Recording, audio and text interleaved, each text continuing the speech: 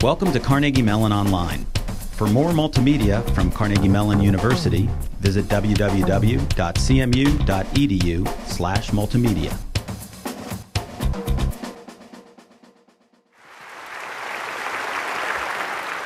Thank you. That's very kind, but never tip the waiter before the meal arrives. Thank you, Gabe and Jim. I couldn't imagine being more grateful for an introduction. These are two people that I've known a long, long time. I taught here at the University of Virginia. I love this school. It's just an incredible place filled with tradition and history and respect, the kind of qualities that I really admire, that I want to see preserved in American society.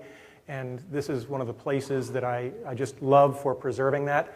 I think the honor code alone at the University of Virginia just is something that every university administrator should study and look at and say, you know, why can't we do that too? So I think there are a lot of things about this place to love.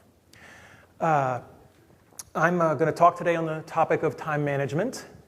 The circumstances are, as you probably know, a little bit unusual.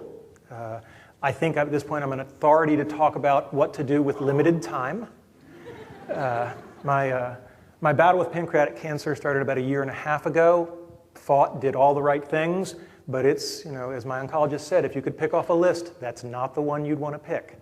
So on August 15th, these were my CAT scans. You can see that if you scroll through all of them, there were about 12 tumors in my liver.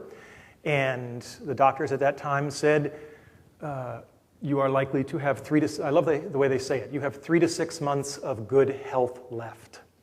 Right? Optimism and positive phrasing. It's sort of like when you're at Disney, what time does the park close? The park is open until 8. Right? So I have 3 to 6 months of good health. Well, let's do the math. Today is 3 months and 12 days. So what I had on my day timer for today was not necessarily being at the University of Virginia.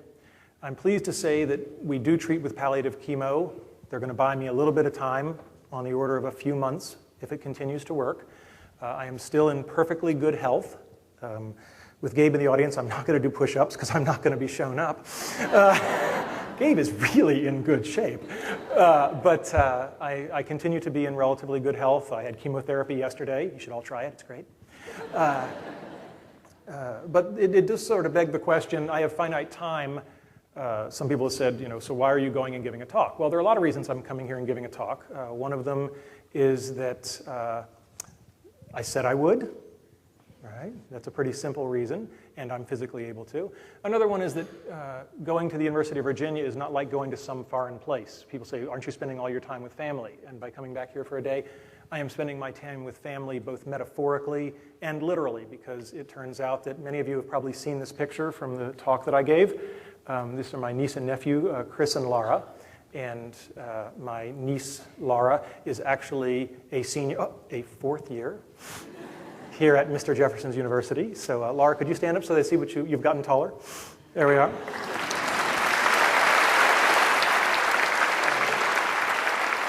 And I couldn't be happier to have her here at this university. And the other person, so that's Laura, the other person in this picture is Chris. Chris, if you could stand up so they see you've gotten much taller.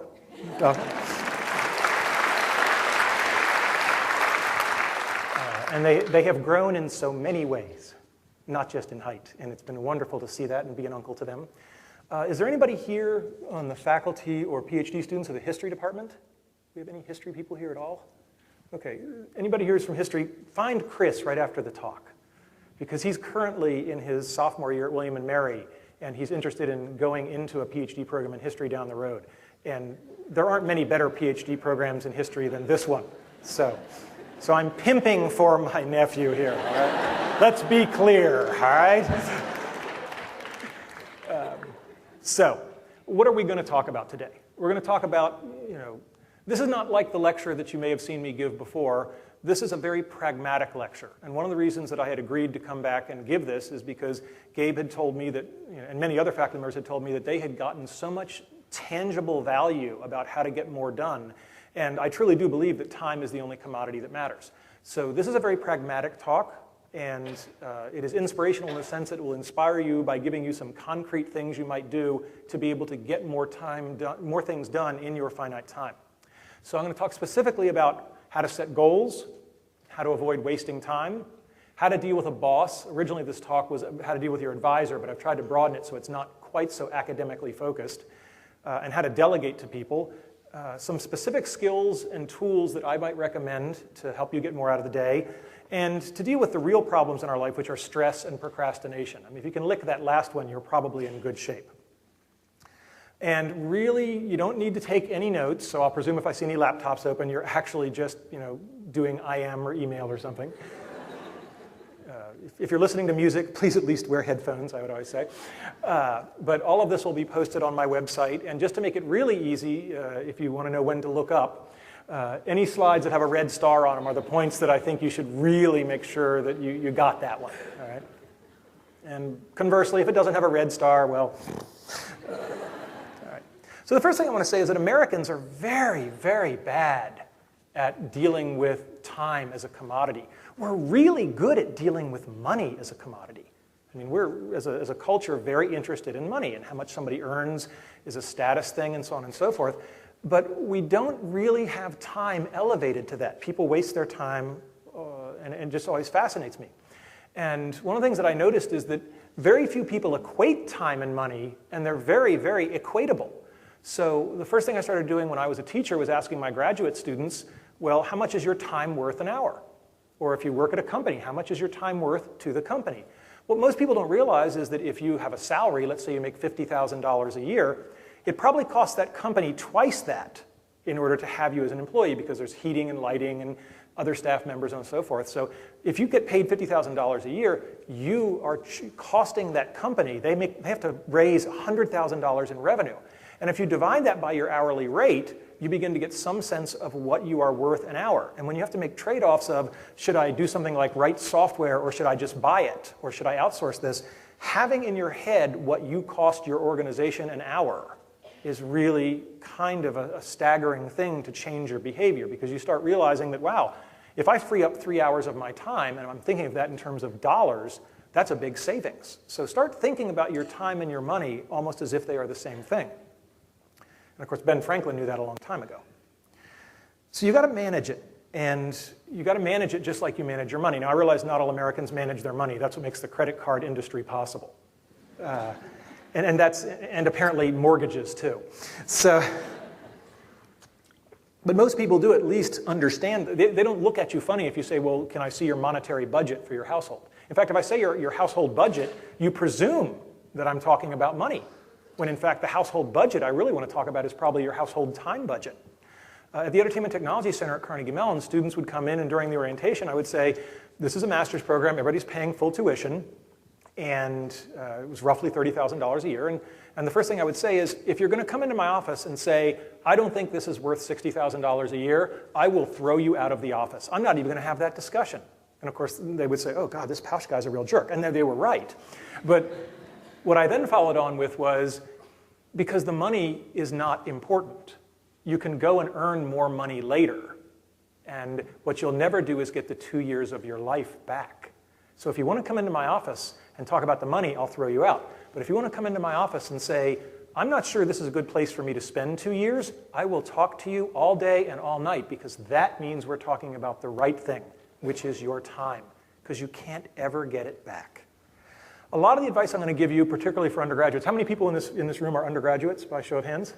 Okay, good. Still young. A lot of this, what did Hans and Franz on Saturday Night Live, if you're old enough? Hear me now, but believe me later, right?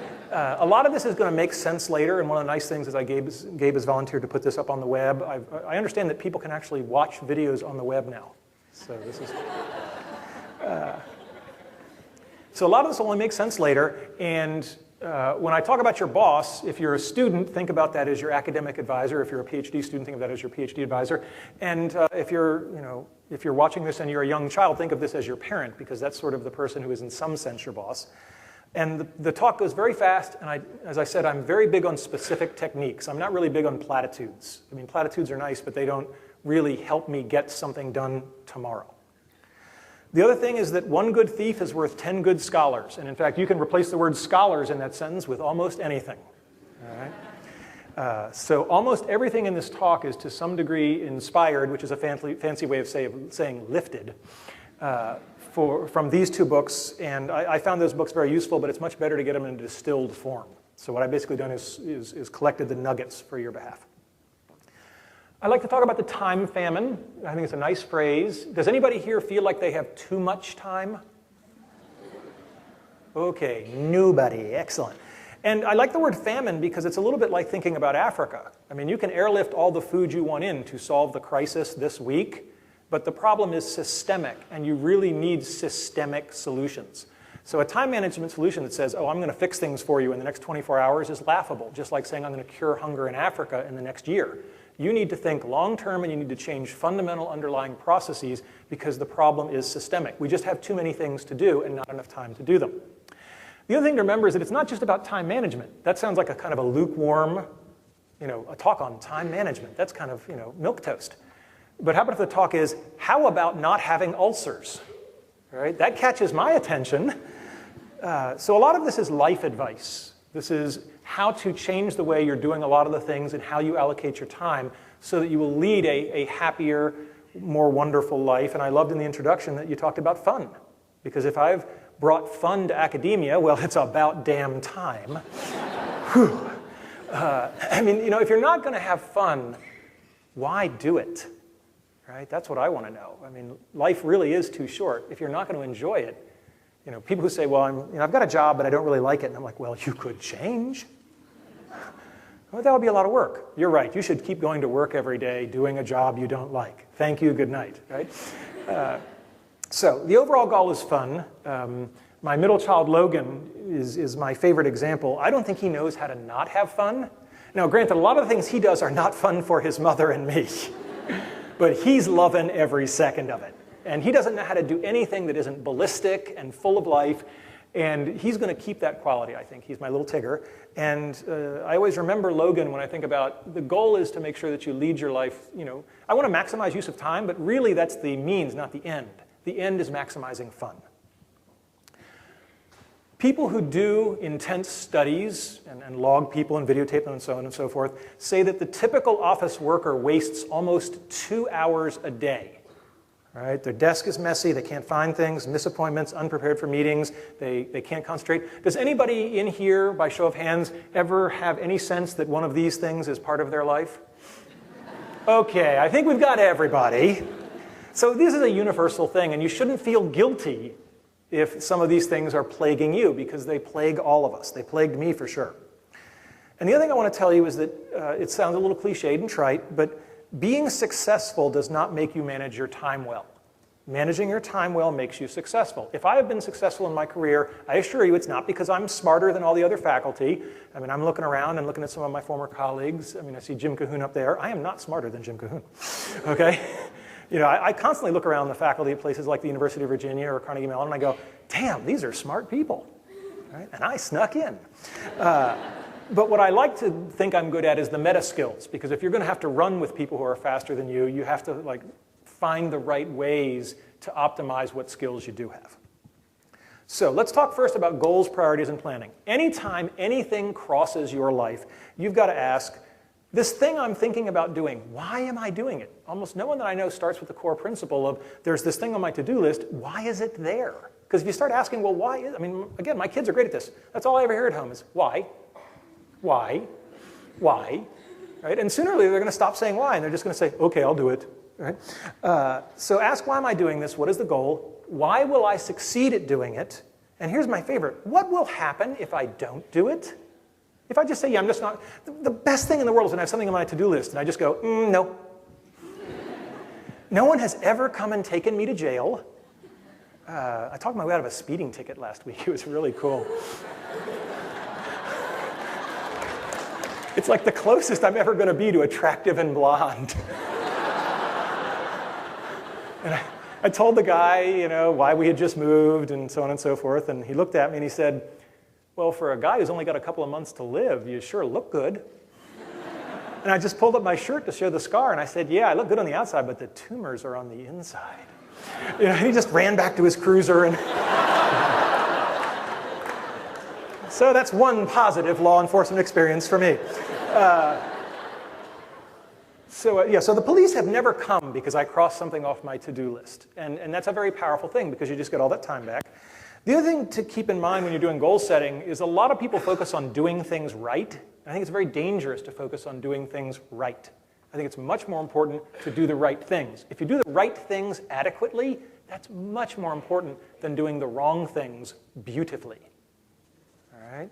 Doesn't matter how well you polish the underside of the banister. Okay? And keep that in mind. Lou Holtz had a great list. Lou Holtz's 100 things to do in his life.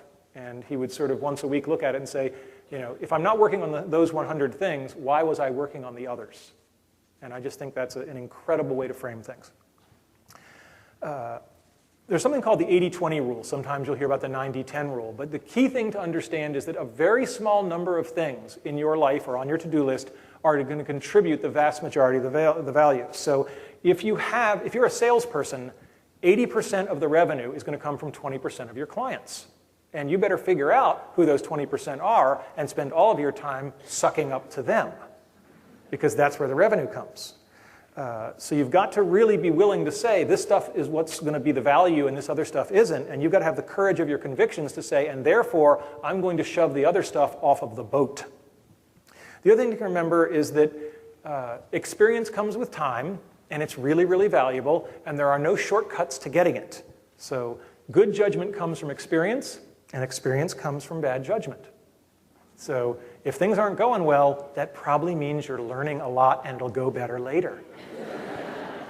This is, by the way, why we pay so much in American society for people who are, typically older but have done lots of things in their past, because we're paying for their experience, because we know that experience is one of the things you can't fake.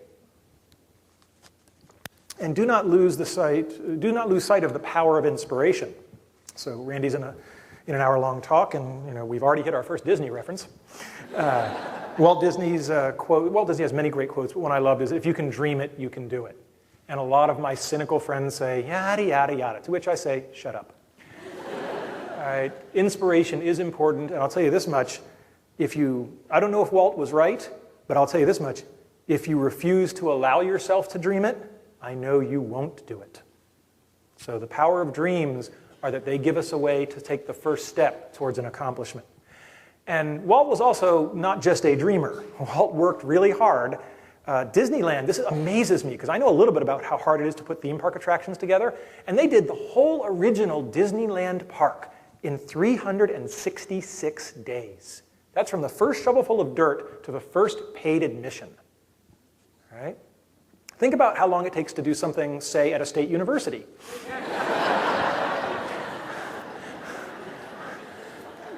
By comparison. So it's just fascinating. When someone once asked Walt Disney, how did you get it done in 366 days? He just deadpanned, we used every one of them. All right? So again, there are no shortcuts. There's a lot of hard work in anything you want to accomplish. All right. Planning is very important. One of the time management cliches is planning to fail. Failing to plan is planning to fail. And planning has to be done at multiple levels. I have a plan every morning when I wake up, and I say, what do I need to get done today? What do I need to get done this week? What do I need to get done each semester? That's sort of the time quanta, because I'm an academic. And that doesn't mean you're locked into it. And people say, well, yeah, but things are so fluid. I'm going to have to change the plan. And I'm like, yes, you are going to have to change the plan. But you can't change it unless you have it. And the excuse of I'm not going to make a plan because things might change is just this paralysis of I don't have any marching orders. So have a plan, acknowledge that you're going to change it, but have it so you have the basis to start with. To-do lists. How many people here right now, if I said, can you produce it, could show me their to-do list? Okay, not bad. Not bad. The key thing with to-do lists is you have to break things down into small steps. I literally, once on my to-do list when I was a junior faculty member here at the University of Virginia, I put, get tenure.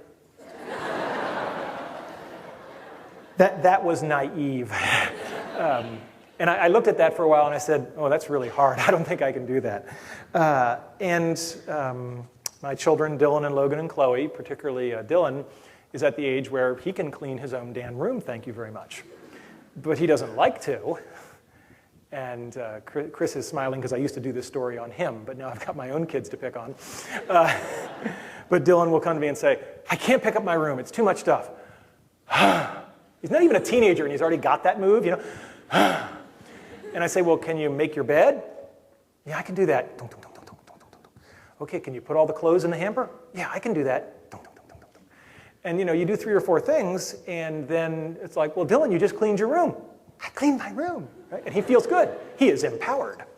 And everybody's happy. And of course, I've had to spend twice as much time managing him as I could have done it by myself, but that's okay. That's what being a boss is about, is growing your people, no matter how small or large they might be at the time.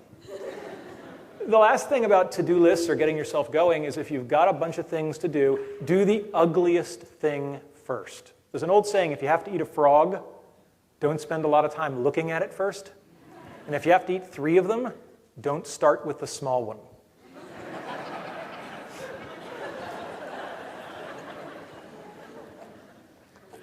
All right, this is the most important slide in the entire talk. So if you want to leave after this slide, I will not be offended because it's all downhill from here. And this is blatantly stolen. This is Stephen Covey's great contribution to the world. He talks about it in the 7 Habits book. Imagine your to-do list. Most people sort their to-do list either, you know, the order that I got it, throw it on the bottom, or they sort it in due date list, which is more sophisticated and more helpful, but still very, very wrong. So looking at the 4-quadrant to-do list, if you've got a quadrant where things are important, and due soon, important and not due soon, not important and due soon, and not important and not due soon, all right, which of these 4 quadrants do you think, upper left, upper right, lower left, lower right, which one do you think you should work on immediately? Upper left. You are such a great crowd. Okay. And which one do you think you should probably do last? Lower right. And that's, you know, that's easy. That's obviously number 1. That's obviously number 4. But this is where everybody, in my experience, gets it wrong.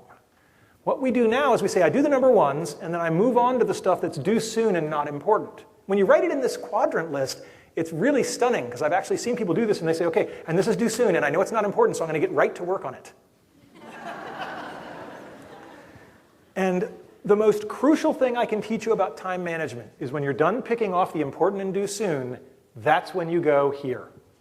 You go to, it's not due soon and it's important, and there will be a moment in your life where you say, hey, this thing that's due soon but not important, I won't do it. Because it's not important. It says so right here on the chart.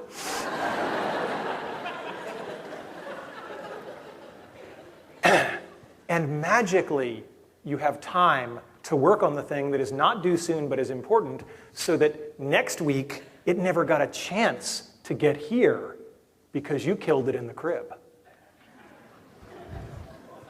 My wife won't like that metaphor. But you kill you solve the problem of something that's due next week when you're not under time stress because it's not due tomorrow. And suddenly you become one of those Zen-like people who just always seem to have all the time in the world because they've figured this out. All right, paperwork.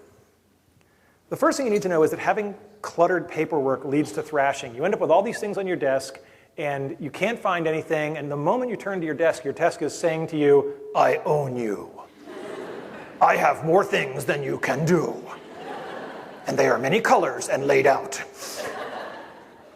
So what I find is that it's really crucial to keep your desk clear, and we'll talk about where all that paper goes in a second, and you have one thing on your desk, because then it's like, now it's Thunderdome. Me and the one piece of paper, right? And so I usually win that one. One of the mantras of time management is touch each piece of paper once. You get the piece of paper, you look at it, you work at it, and I think that's extremely true for email. How many people here, well, I'm going to take it for granted that everybody here has an email inbox. How many people right now have more than 20 items in their email inbox? Oh, I'm in the right room. Your inbox is not your to-do list. And my wife has learned that I need to get my inbox clear. Now, sometimes this really means just filing things away and putting something on my to-do list. But remember, the to-do list is sorted by importance. But does anybody here have an email program where you can press the sort by importance button? You know, it's amazing how people who build software that really is a huge part of our life and getting work done haven't a clue. And that's not a slam on any particular company. I think they all have missed the boat, and I just find it fascinating. Because everybody I know, or most people I know, have this inbox that, all right, I gotta ask, how many people have more than 100 things in their email inbox? Oh, I'm just not gonna keep going, this is too depressing. So you really wanna get the thing in your inbox, look at it and say, I'm either gonna read it right now or I'm gonna file it and put an entry in my to-do list. And that's just a crucial thing, because otherwise, every time you go to read your email, you're just swamped, and it's just as bad as the cluttered paper. You're all trying to figure out how that heading goes with that picture. A filing system is absolutely essential. And I know this because I married the most wonderful woman in the world, but she's not a good filer. But she is now, because after we got married and we moved in together and we resolved all the other typical couple things, I said, we have to have a place where our papers go, and it's in alphabetical order. And she said, well, that sounds a little compulsive. And I said, okay, honey. So I went out to IKEA and I got this big, nice, way too expensive, big wooden, fake mahogany thing with big drawers. So she liked it because it looked kind of nice. And having a place in our house where any piece of paper went and was in alphabetical order did wonderful things for our marriage. Because there was never any of this, honey, where did you put blah, blah, blah? Right? And there was never being mad at somebody because they had put something in someone else's place. There was an expected place for it.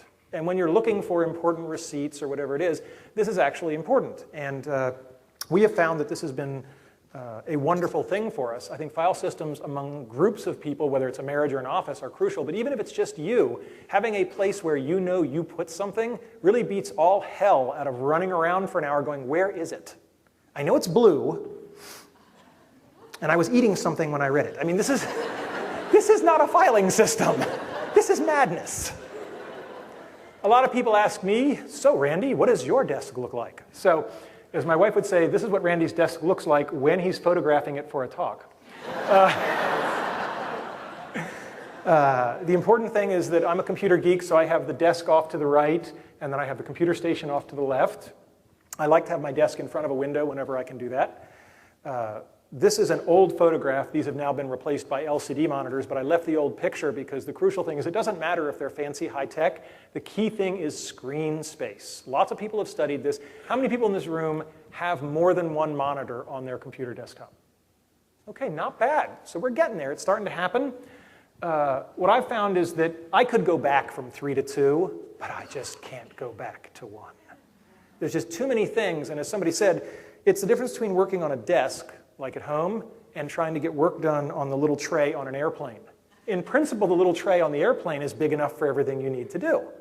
It's just that in practice, it's pretty small. So multiple monitors, I think, are very important, and I'll show you in a second what I have on each one of those. And I believe in this multiple monitor thing. We believed in it for a long time.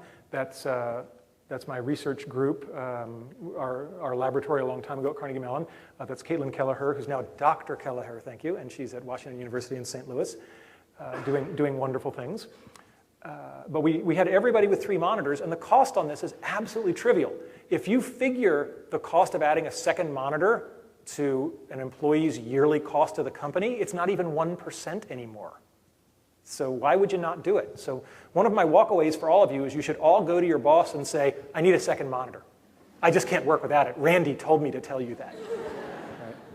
Because it will increase your productivity, and the computers can all drive 2 monitors, so why not?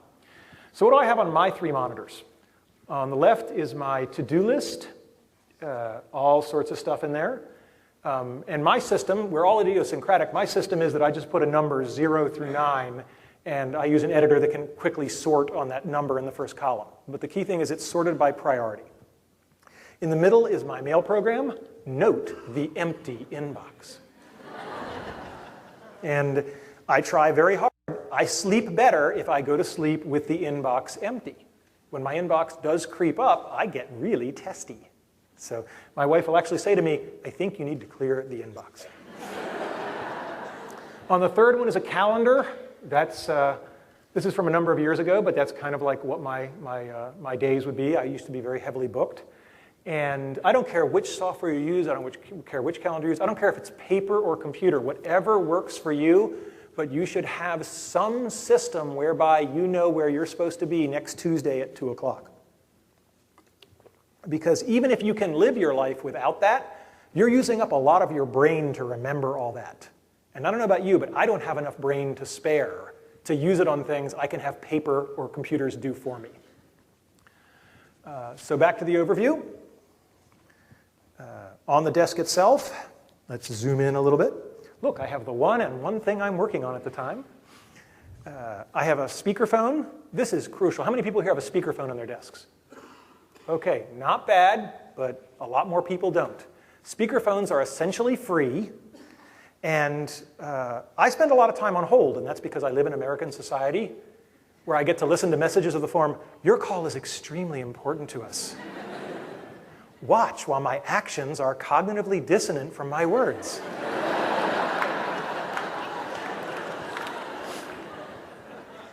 You know, it's like the worst abusive relationship in the world. I mean, imagine a guy picks you up on the first date and he smacks you in the mouth and says, "I love you, honey." That's pretty much how modern customer service works on the telephone. But the great thing about a speakerphone is you hit the speakerphone and you dial, and then you just do something else. And if it takes 7 minutes, it takes 7 minutes. And hey, I just look at this as somebody's piping music into my office. That's very nice of them. I also found that having a timer on the clock on the phone is handy, so that when somebody finally picks up in Bangalore, I can say things like, I'm so glad to be talking with you. By the way, if you're keeping records on this sort of thing, I've been on hold for 7.5 minutes. But you don't say it angry, you just say it as, I presume you're logging this kind of stuff. And you're not angry, so they don't get angry back at you, but they feel really guilty. And that's good. You want guilty, right? So a speakerphone is really great. I find that a speakerphone is probably the best material possession you can buy to counter stress. If I were like teaching a yoga and meditation class, I'd say, we'll do all the yoga and meditation. I think that's wonderful stuff. But everybody also has to have a speakerphone. What else do we have besides a speakerphone? Let's talk about telephones for a second. I think that the telephone is a great time waster, and I think it's very important to keep your business calls short. So I recommend standing during phone calls. Great for exercise, and if you tell yourself, I'm not going to sit down until the call is over, you'll be amazed how much brisker you are. Start by announcing goals for the call. Hello, Sue, this is Randy. I'm calling you because I have 3 things that I wanted to get done. Boom, boom, boom. Because then you've given her an agenda, and when you're done with the 3 things, you can say, that's great, those are the 3 things I had. It was great to talk to you. I'd love to talk to you again. Bye. Boom, we're off the phone. Whatever you do, do not put your feet up. I mean, if you put the feet up, it's just all over. And the other handy trick is have something on your desk that you actually are kind of interested in going to do next, so that the phone call, instead of being, wow, I can get off the phone and go do some work, or I could keep chit-chatting. And usually the person you've called, they'd like to chit-chat too. Right? So this is where the time waster in the office goes. And if you're a grad student, well, if you're a grad student, you already know about time wasting. So having something you really want to do next is a great way to get you off the phone quicker. So you got to train yourself. Getting off the phone is hard for a lot of people. I don't suffer from an abundance of politeness. So my sister, who's known me for a long time, is laughing a knowing laugh. When I want to get off the phone, I want to get off the phone. I'm done. And what I say is, I'd love to keep talking with you, but I have some students waiting. Now, I'm a professor. Somewhere there must be students waiting. Right? I mean, it's got to be. Now, sometimes you get in a situation like with a telemarketer, right? And that's awkward because a lot of people are so polite. Now, I have no trouble with telemarketers. I'll just go there with them. Right? If you're a telemarketer and you call my house, you have made a mistake. Right? Yeah, I can't talk right now, but why don't you give me your home phone number and I'll call you back around dinner time. Seinfeld did a great bit on that. Or if you want to be a little bit more over the line, I'd love to talk with you about that. But first, I have some things I'd like to sell you. And the funny part is they never realize you're yanking with them. But if you have to hang up on a telemarketer, what you do is you hang up while you're talking. Well, I think that's really interesting, and I would love to keep, I mean, talk about self-effacing. Hanging up on yourself. And they won't figure it out, and if they do and they call back, just don't answer, right? So 10 years from now, all anybody will remember from this talk is hang up on yourself. The other thing is group your phone calls. Call people right before lunch or right before the end of the day, because then they have something they would rather do than keep chitty-chatting with you. So I find that calling somebody at 11:50 is a great way to have a 10-minute phone call. Because frankly, you may think you're interesting, but you are not more interesting than lunch. I have become very obsessive about phones and using time productively, so I just think that everybody should have something like this. I don't care about fashion, so I don't have Bluetooth, and I have this big ugly thing. Hi, I'm Julie from Time Life, right? But the thing this allows me to do, because I am sort of living the limit case right now of I've got to get stuff done, and I really don't have a lot of time. So I get an hour a day where I exercise on my bike, and this is me on my bike, and if you look carefully, you can see I'm wearing that headset, and I've got my cell phone, and for an hour a day, I ride my bike around the neighborhood. This is time that I'm spending on the phone getting work done, and it's not a moment being taken away from my wife or my children. And it turns out that I can talk and ride a bike at the same time. Amazing the skill sets I have. So it works better in warm weather climates, but I have just found that having a headset frees me up. Even if it's just around the house, you wear a headset, you can fold laundry. It's an absolute twofer. And I just think telephones should have headsets, and someday we will all have the Borg implant, and it will be a non-issue. What else is on my desk? I have sort of one of those address stampers because I got tired of writing my address. I have a box of Kleenex. In your box at work, if you're a faculty member, you have to have a box of Kleenex. Because if it, Jim is laughing, right? At least if you teach the way I do, there will be crying students in your office. And what I found to diffuse a lot of that is that I would have CS 352 or whatever written on the side of the Kleenex box. And I would turn it as I handed it to them. And they would take the Kleenex and they would be like, oh, I said, yeah, it's for the class. You're not alone. So having Kleenex is very important. And thank you cards. I'll now ask the embarrassment question. And I don't mean to pick on you, but it just points things out so well. By show of hands, who here has written a thank you note that is not a quid pro quo? I don't mean, oh, you gave me a gift, I wrote you a thank you note. And I mean a physical thank you note with a pen and ink and paper, not email, because email's better than nothing, but it's that much better than nothing. Okay? How many people here have written a thank you note in the last week? Not bad. I do better here than at most places, because it is UVA. Chivalry is not that, but that's how many people in the last month? How many people in the last year? The fact that there are a non-trivial number of hands not up for the year means that anybody who's in this audience, his parents are going, ooh, that was my kid. Thank you notes are really important. They're a very tangible way to tell someone how much you appreciated things. I have thank you notes with me, and that's because I'm actually writing some later today to some people who've done some nice things for me recently. And you say, well, God, do you have time for that? And I'm like, yes, I have time for that, because it's important. Even in my current status, I will make time to write thank you notes to people. And even if you're a crafty, weaselly bastard, you should still write thank you notes, because it makes you so rare that when someone gets a thank you note, they will remember you. All right? It seems like the only place that thank you notes are really taken seriously anymore is when people are interviewing for jobs. They now sometimes write thank you notes to the recruiters, which I guess shows a sign of desperation on the part of the recent graduates. But thank you notes are a wonderful thing, and I would encourage all of you to go out and buy a stack at your local dime store and have them on your desk so that when the moment seizes you, it's right there. And I leave my thank you notes out on the desk, readily accessible. And as I've said before, gratitude is something that can go beyond cards. When I got tenure here, I took my whole research team down to Disney World on my nickel for a week. And I believe in large gestures, but it was a lot of fun. I wanted to go too, right? I didn't send them without proper chaperoning, after all. What else? I have a paper recycling bin, and this is very good because it helps save the planet, but it also helps save my butt. So when I have a piece of paper that I would be throwing away, I put it in that bin, and that takes, I don't know, a couple of weeks to get filled up and then actually sent somewhere else. And so what I've really done here is I've created sort of the Windows Macintosh trash can you can pull stuff back out of. It works in the real world too. And about once a month, I go ferreting through there to find the receipt that I didn't think I'd ever need again that I suddenly need. And it's extremely handy. I suspect that if I were giving this talk in 10 years, I would say I just put it in the auto scanner. Right? Because I find it almost inconceivable that 10 years from now, first off, that a lot of the stuff would be paper in my hands anyway. But if it were paper, that I would have any notion of doing anything other than putting it on the desk where it goes zzz, and it's already scanned because it touched the desk. Right? You know, this kind of stuff is not really hard to do. So I think that's what's going to happen. And of course, I have a phone book, notepad. I can't live without Post-it notes.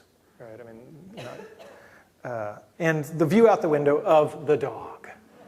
Because the dog reminds me that I should be out playing with him. When I got married, I married into a family. I got a wife and 2 beautiful dogs. There's the other one. Could you help me with the debate I've had with my wife? By show of hands, how many people would semantically say the dog is on the couch? Nobody. Thank you. Thank you. Because the dog was not allowed on the couch. And my wife came in one day. And anyway, thank you for agreeing with me. It makes me feel very good. So the dog is wonderful. The dogs have long gone on, but they are still in our hearts and our memories, and I think of them every day, and they're still a part of my life. I've presented to you how I do my office, how I do things. It's not the only way. One of the best assistants I've ever met was a woman named Tina Cobb, and she has a completely different system. She's a spreader. All right? If you think about it, there's a method to her madness. Everything here is exactly 1 arm's radius from where she sits. You know, it's like a 2-armed octopus. And she got so much stuff done, and I never presume to tell somebody else how to change their system if their system is working. Tina was much more efficient than I was. So, you know, I would just say, look, do what works for you. And everybody has to find the system for themselves. But you've really got to think about what makes me more efficient. Let's talk about office logistics. In most office settings, people come into each other's offices and proceed to suck the life out of each other. If you have a big, cushy chair in your office, you might as well just slather butter all over yourself and send yourself naked into the woods for the wild animals to attack you. I say make your office comfortable for you and optionally comfortable for others. So no comfy chairs.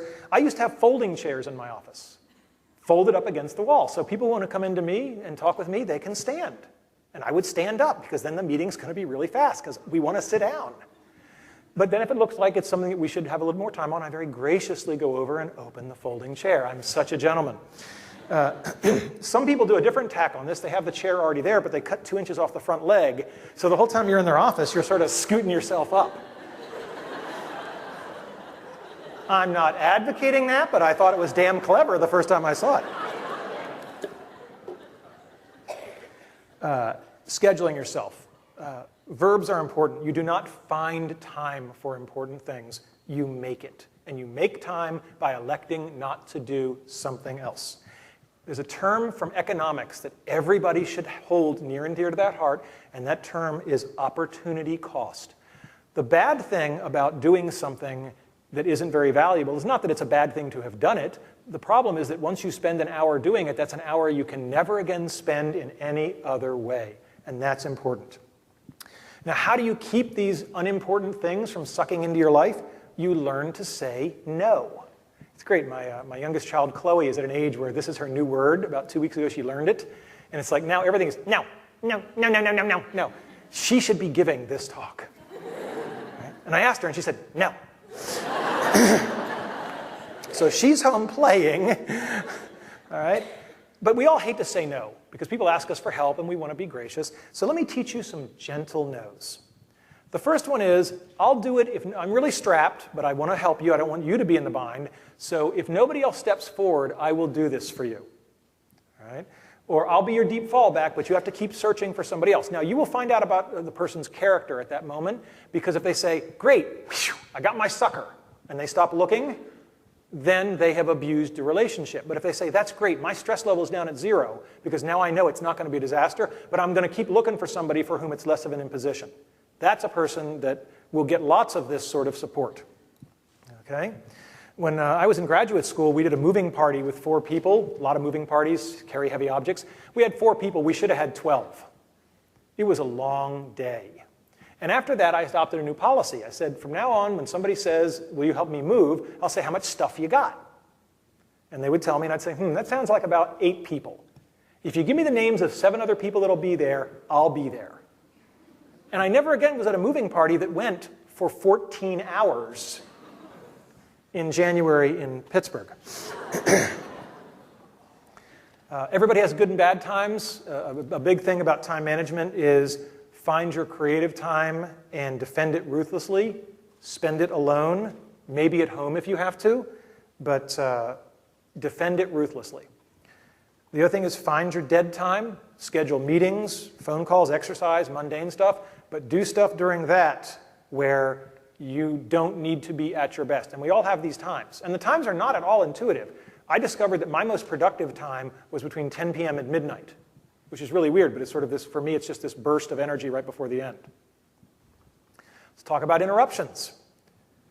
An interruption, there are people who measure this kind of stuff, who have stopwatches and clipboards, and what they say is that an interruption takes typically 6 to 9 minutes, but then there's a 4 to 5 minute recovery to get your head back into what you're doing.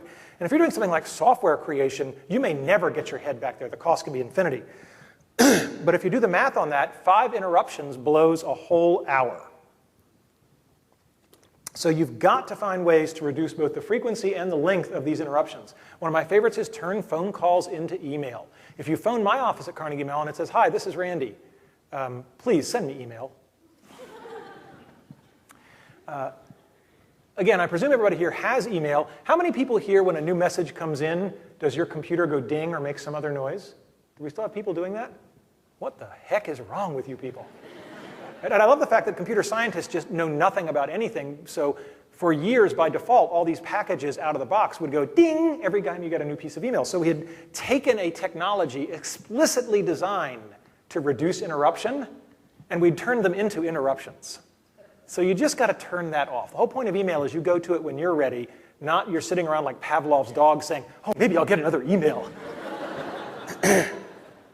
In the same way you try to not interrupt other people, I save stuff up, so I have boxes for Tina or for my research group meeting, and I put stuff in those boxes, and then once a week or however often when the box gets full, I walk down the hall and I interrupt that person one time and say, here are the 8 things I have for you. How do you cut things short? Because people will always want to spend more time than you want to spend. Well, you can say, look, somebody interrupts you and says, got a few minutes, and I say, well, I'm in the middle of something right now. And that tells them, I'm interrupting it, I'm going to do it quickly, but I got to get back to that. Or you can say, I only have 5 minutes. The great thing about that is that later you have the privilege of extending that if you so choose, but when the 5 minutes are up, you can say, well, I said at the beginning I only had 5 minutes and I really have to go now. So it's a very socially polite way to bound the amount of time on the interaction. If somebody's in your office and they don't get it, now I'm not saying that as a computer scientist I have an inordinate amount of time to opportunity to interact with people with no social skills.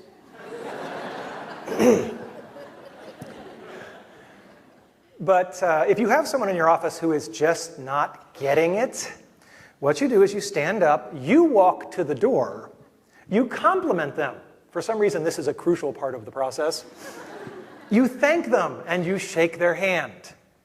And if they still don't leave, which is pretty much a guarantee that you're dealing with someone from my tribe, then you're in the doorway, you just keep going. What I have found is that people don't like it when you look at your watch while you're talking with them. So what I do is I put a wall on the clock right behind them so it's just off axis from their eyes, and I can just kind of glance over a little bit when I need to see what time it is. It's a very nice way to get me information without being rude to them.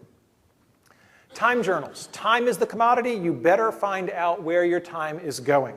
So monitor yourself and update it throughout the day. You can't wait till the end of the day and say, what was I doing at 10:30? Because our memories aren't that good. So what you do, and I really hope that technology within another 5 years or so will be so good that the time journals can be created automatically, or at least some facsimile of it. But until then, what we do is we monitor it ourselves.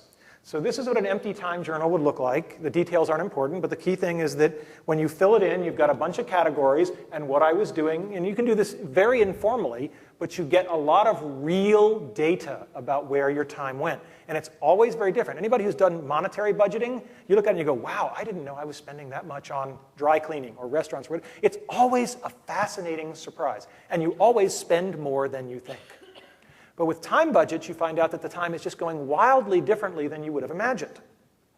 The best example of this I know is Turing Award winner Fred Brooks's time clocks. He's a brilliant computer scientist, but he also has this great array of clocks in his office. And when you go in and talk to him, he says, is this meeting about research or teaching or whatever? And then he flips the appropriate switch. And at the end of the week, he knows exactly where his time went. The man is a genius.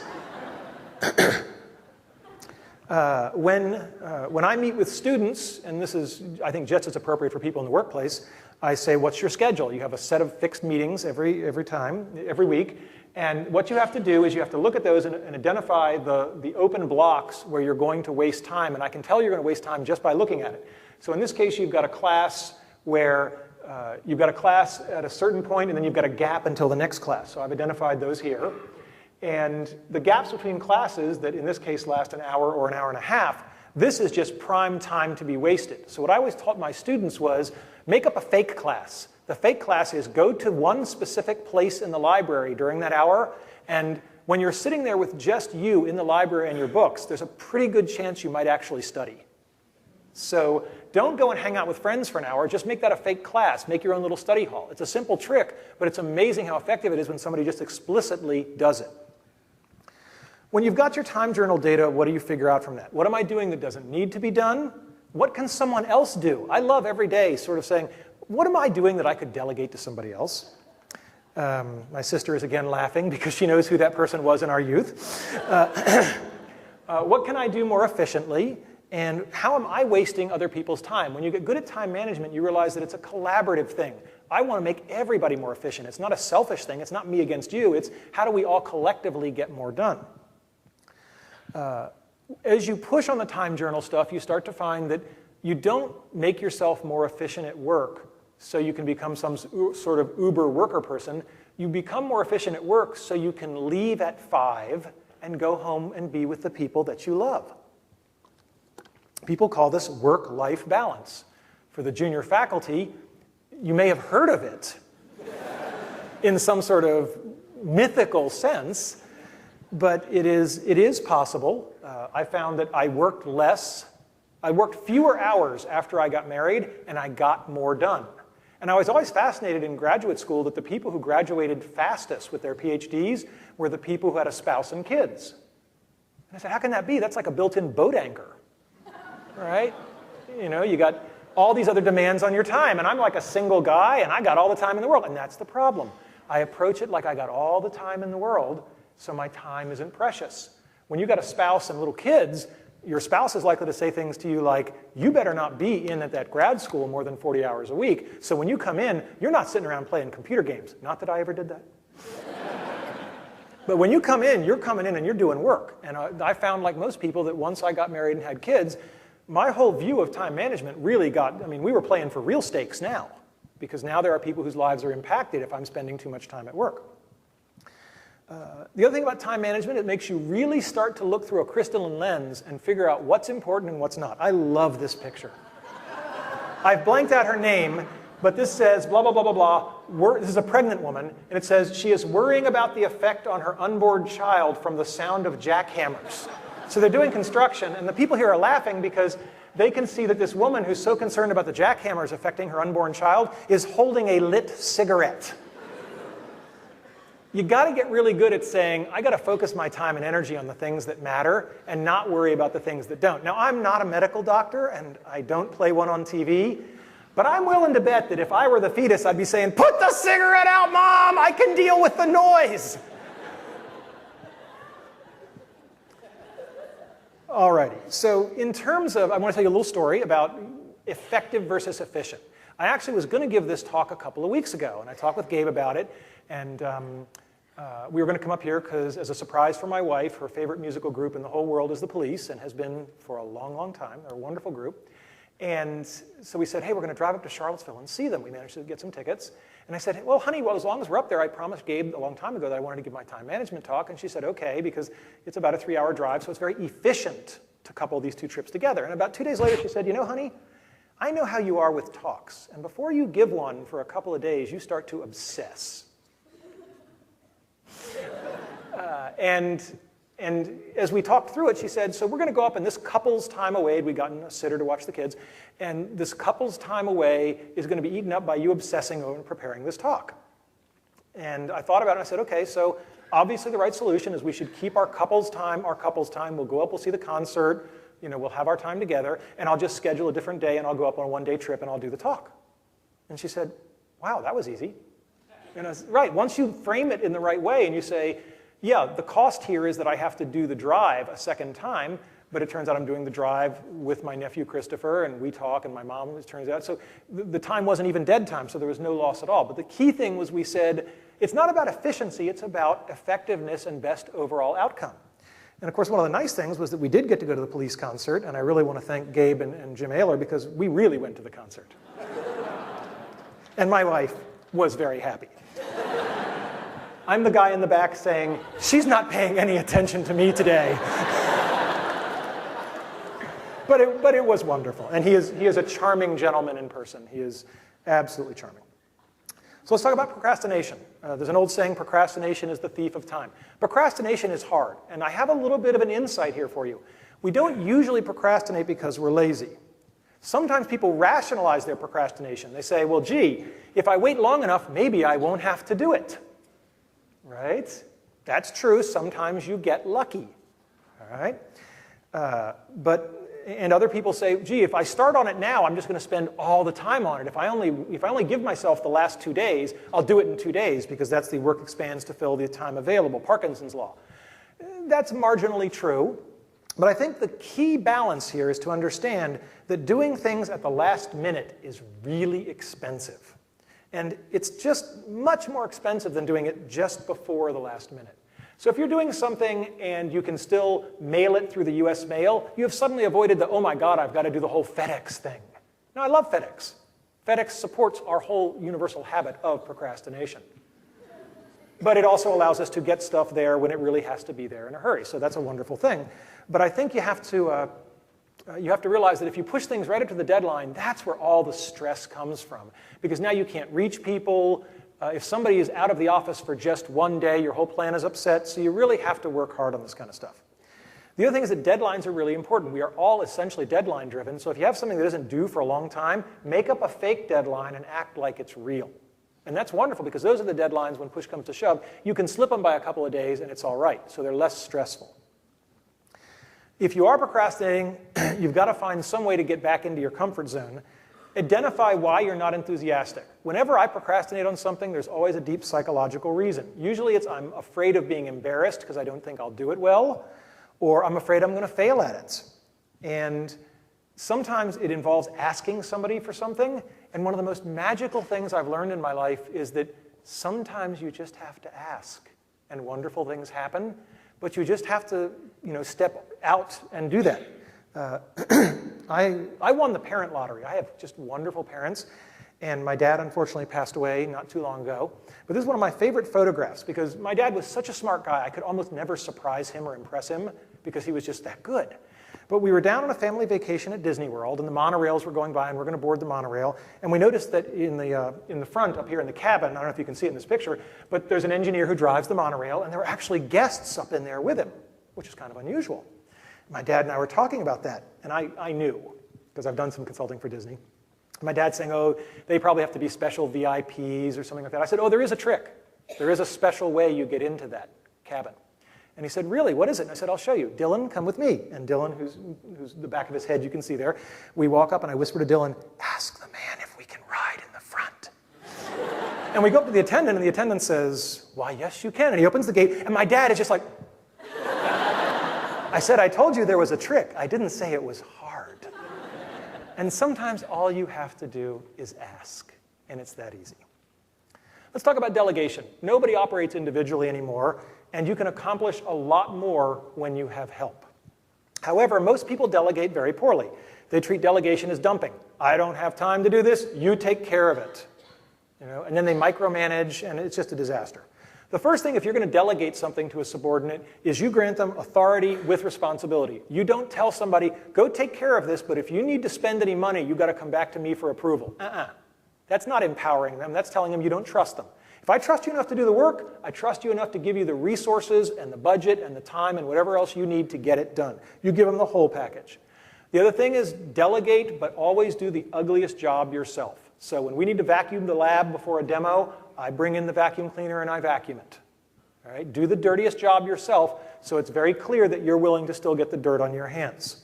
Treat your people well. People are the greatest resource, and if you are fortunate enough to have people who report to you, treat them with dignity, respect, and, to sound a little bit corny, the kind of love that they should have from someone who cares about them and their professional development.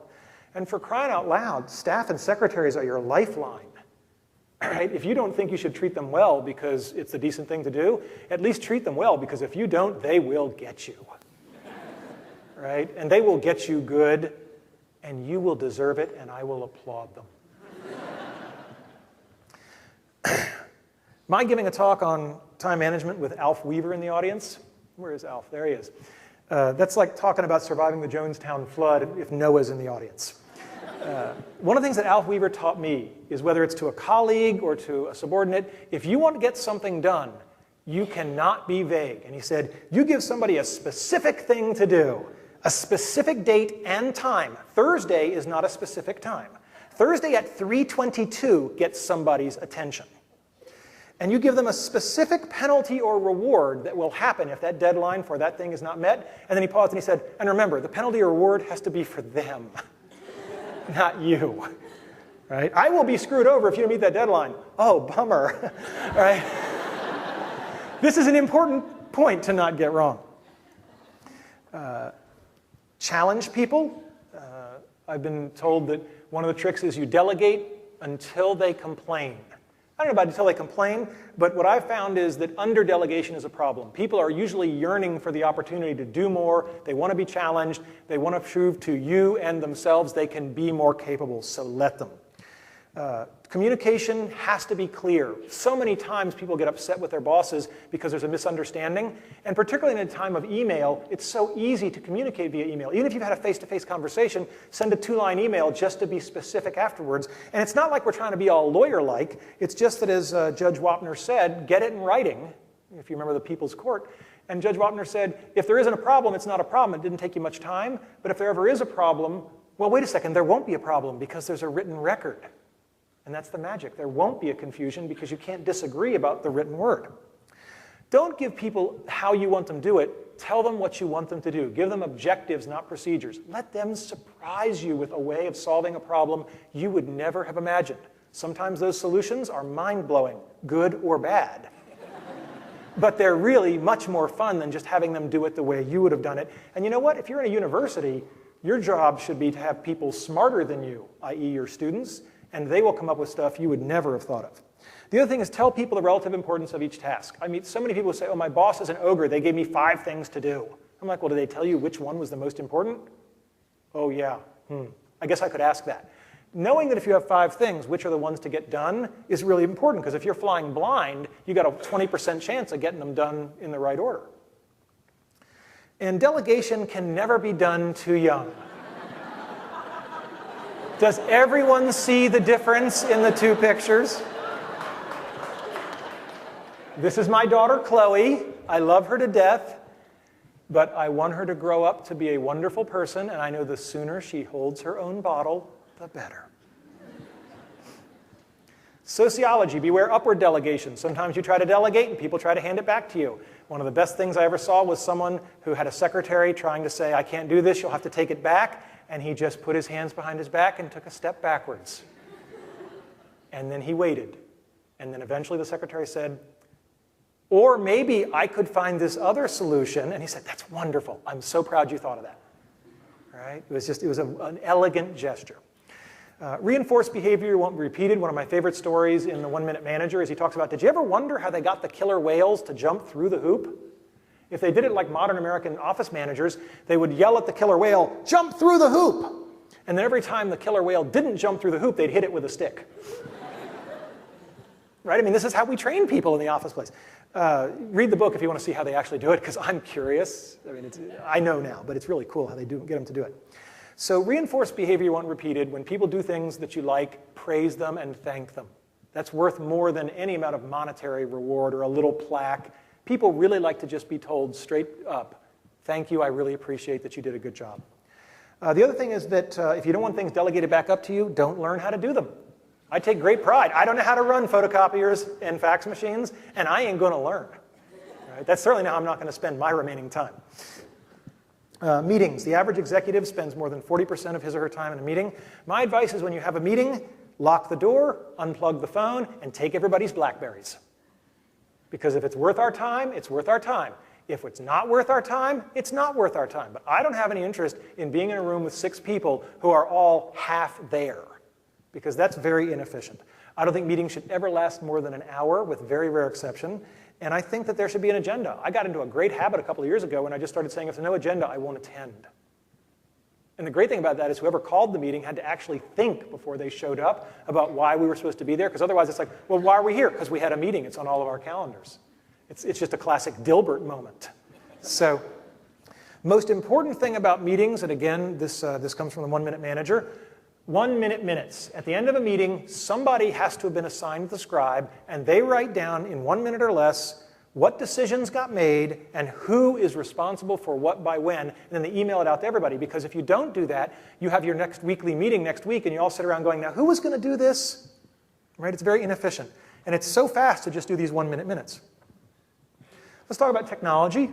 People, I'm a computer scientist, so they say, which gadget will make me more time efficient?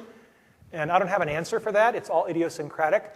But I will tell you that my favorite comment about technology comes from a janitor at the University of Central Florida who said, computers are faster, they just take longer. That's Zen right there. So that's another way of saying only use technology that's worth it. And worth it is end to end, did it make me more efficient? And that depends on how you work, and we're all different. And remember that technology is getting insane. I walked into McDonald's and I ordered, Happy Meal number 2, and they said, would you like a cell phone with that? I went to the grocery store to buy 16 slices of American cheese, and you get Grolier's encyclopedia. So with 16 slices of cheese, you get all of man's knowledge for free.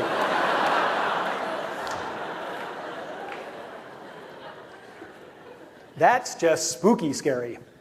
And remember that technology really has to be something that makes your life better. You guys may have seen this. I just find it very humorous.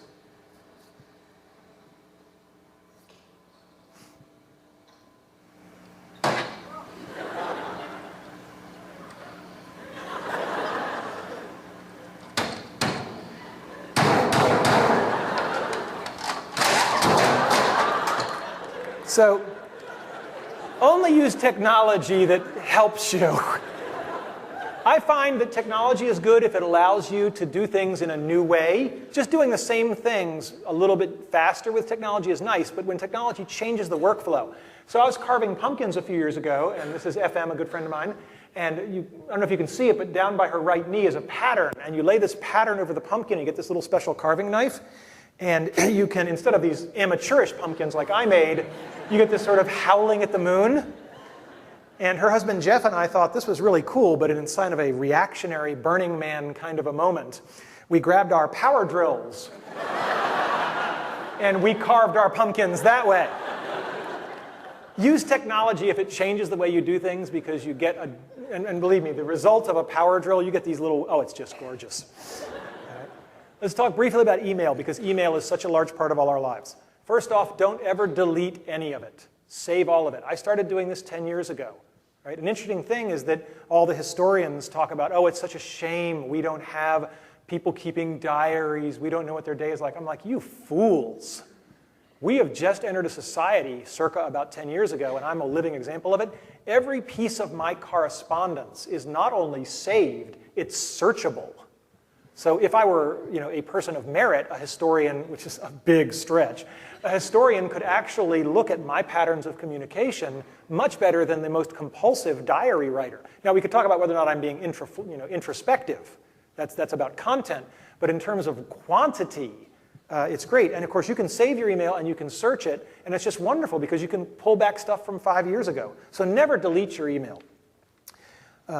Here's a big email trick. If you want to get something done, do not send the email to 5 people. Hey, could somebody take care of this? Every one of those 5 recipients is thinking one and only one thing. I deleted it first. Right? So the other 4 people will take care of this. I don't have to. So you send it to one and only one person. But if you really want it to be done, send it to somebody who can do it. Tell them what, again, Alf Weaver, specific thing, specific time. And then the penalty can be more subtle, like you just CC their boss. All right? And the other thing, and I had this conversation with every student in my entire career, because they send email, and then they just wait for the person to respond. And I say, if the person has not responded within 48 hours, it's okay to nag them. And the reason it's okay to nag them, because if they haven't responded within 48 hours, the chance that they are ever going to respond is 0. I mean, maybe not 0, maybe that small. But in my experience, if people don't respond to you within 48 hours, you'll probably never hear from them, so just start nagging them. Let's talk about the care and feeding of bosses. There's a phrase, managing from beneath. Because we all know that all bosses are idiots. That's certainly the expression, the sense I've gotten from everybody who has a boss. When you have a boss, write things down. Do that clear communication thing. Ask them, when is our next meeting? What do you want me to have done by then? So you've got sort of a contract. Who can I turn to for help besides you, because I don't want to bother you? And remember, your boss wants a result, not an excuse.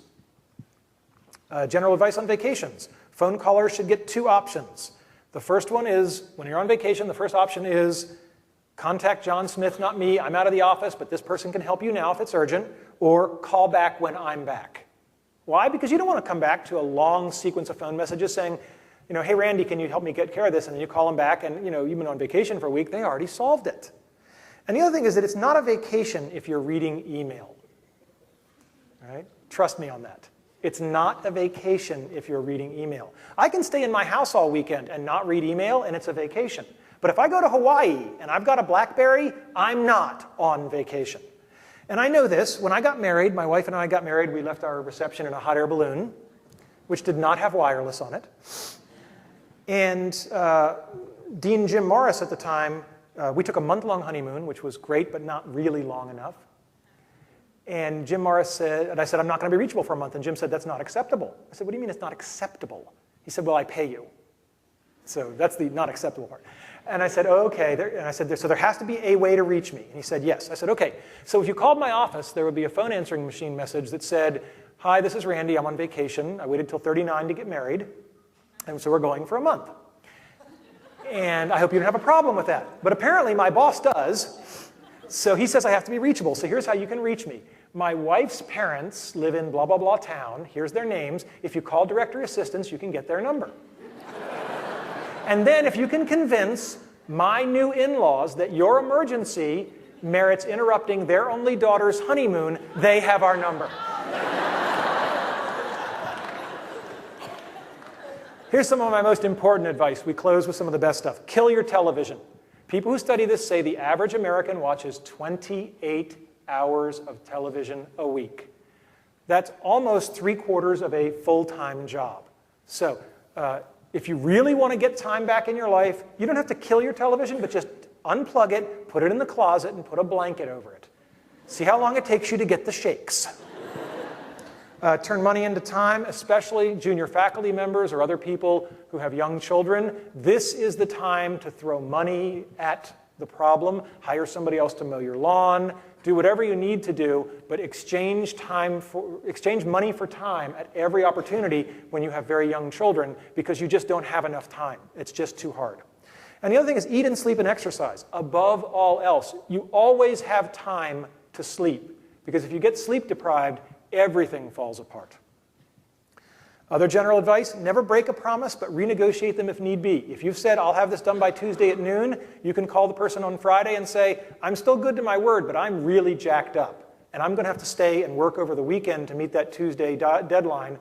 Is there any way there's any slack on that? And a lot of times they'll say, Thursday's fine, because I really need it Thursday, but I told you Tuesday. Or they'll say, oh, it's no problem. I can have Jim do that instead of you. He has some free time. Now, if they say, no, there's no wiggle room here, you say, that's okay, no problem, I'm still good to my word. All right? If you haven't got time to do it right, you don't have time to do it wrong. That's self-evident. Recognize that most things are pass-fail. People spend way too much time. There's a reason we have the expression good enough. It's because the thing is good enough. And the last thing is get feedback loops. Ask people in confidence. Because if someone will tell you what you're doing right or doing wrong, and they'll tell you the truth, that's worth more than anything else in the whole world. I recommend these two books. Time management is not a late-breaking field. Both these books are old books, but I recommend them highly. And it's traditional to close a talk like this with, here's the things I told you about. I'm not going to tell you the things I told you about. I'm going to tell you the things that you can operationally go out and do today. First thing, if you don't have a day timer or a personal digital assistant, a Palm Pilot or whatever, go get one. Put your to-do list in priority order. You can use the 4 quadrants or do what I do, just put a number 0 to 9, but sort it by priority. And do a time journal. If that's really too much effort, just count the number of hours you watch of television in the next week. That's my gift to you. And the last thing is, once you've got your day timer, make a note for 30 days from today. It's okay if that one goes ding to remind you. And revisit this talk in 30 days. It'll be up on the web, courtesy of Gabe. And ask, what have I changed? And if I haven't changed anything, then we still had a pleasant hour together. If you have changed things, then you'll probably have a lot more time to spend with the ones you love. And that's important. Time is all we have. And you may find one day you have less than you think. Thank you.